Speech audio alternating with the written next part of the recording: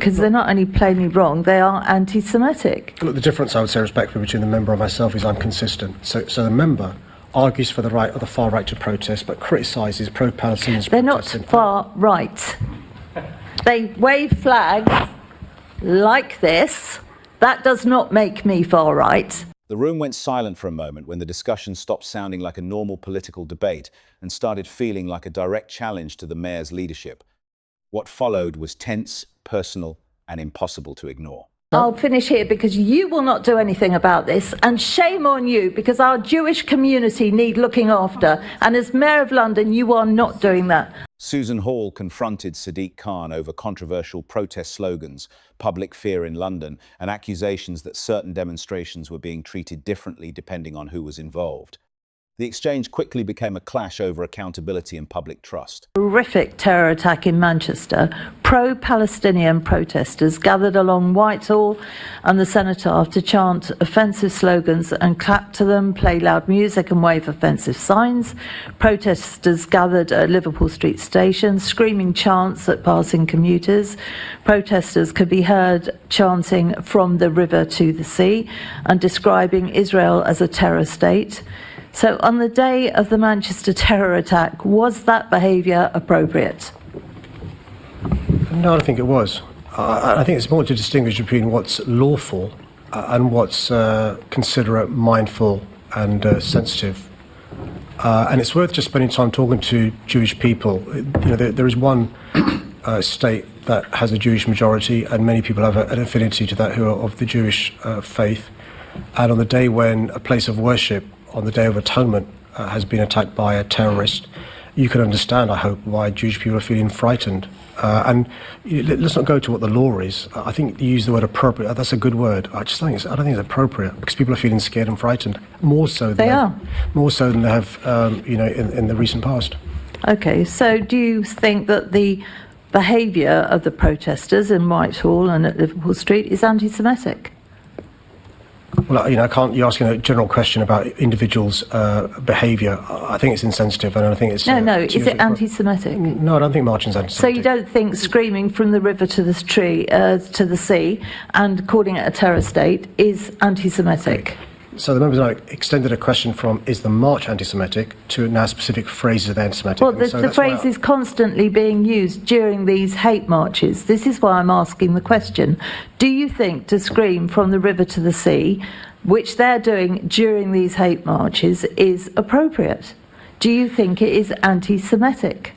Okay, I don't think it's anti-Semitic, and I think it's all about context. And we had the same conversation, by the way, Chair, a month ago, when the member was arguing that the far right should be allowed to march, and we were having this conversation about Article 10 and freedom of expression. Now, I already said I think it's inappropriate and insensitive on the day of a terrorist attack to have these sorts of marches. Some slogans can be anti-Semitic, but it's all about context. And in certain contexts, yes, those slogans are anti-Semitic.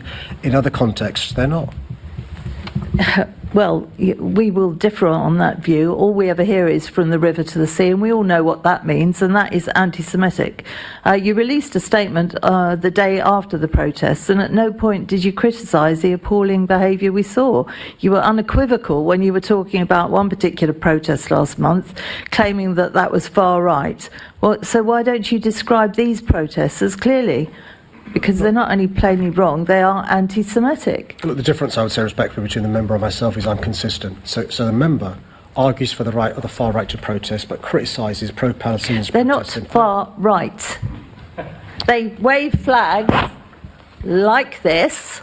That does not make me far right. That makes me very patriotic, actually. So you immediately come down on those, and yet we have had these anti-Semitic comments constantly from these hate marches, and you don't comment on that at all. Last month you said politicians have refused to condemn the rising tide of hatred in this country. So you should be happy to condemn the behaviour we saw at these pro-Palestinian protests. Well, again, we're going to disagree here, because I think Stephen Jackson Lennon is a racist. He's a violent racist, and when he organises a march, it's a far-right march.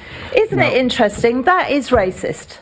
to call people to say that from the river to the sea isn't, of course, no, because perhaps that's coming from a side that should be allowed to say that. To say terror state, perhaps that's allowed as well. It's amazing, isn't it? And yet merely flying a flag immediately it's far right. I mean, do you actually understand why the Jewish community feels unable to do, as you say, live, work and worship freely without fear of harassment, discrimination, intimidation or violence when they see the duplicity of your remarks when discussing protests on different sides?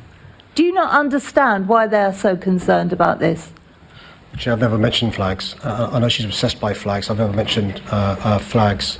I'm quite clear in relation to what rights were allowed in terms of freedom of expression, freedom of speech, the right to protest, the cornerstone of our democracy. Even when you disagree with what people are protesting about, I will fight to the death the right to protest and the right to march and so forth. Even the right of Stephen Yaxley Lennon, a racist, to march. He's allowed to do so. Mr. Mayor, look, you are the mayor of this wonderful city.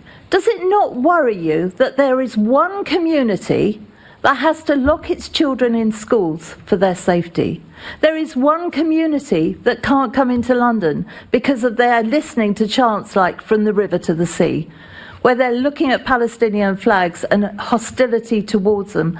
Do you not see that in London, to have one community that is so badly disadvantaged by what is going on with these anti-Semitic chants, that you, as mayor of this great city, should do something about that?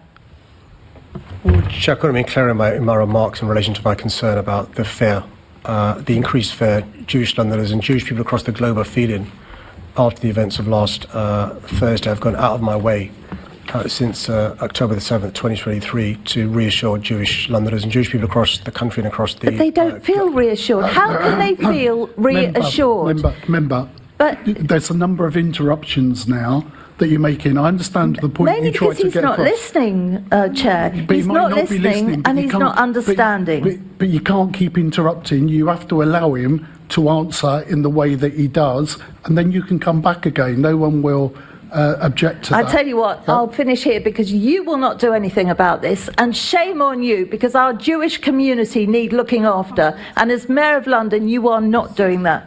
My time is up, Chairman. Thank you. Chairman, 3 hours. The exchange highlighted the growing tension surrounding freedom of protest, public concern, and leadership accountability. Let us know where you stand on the arguments presented and subscribe for more high-profile political debates.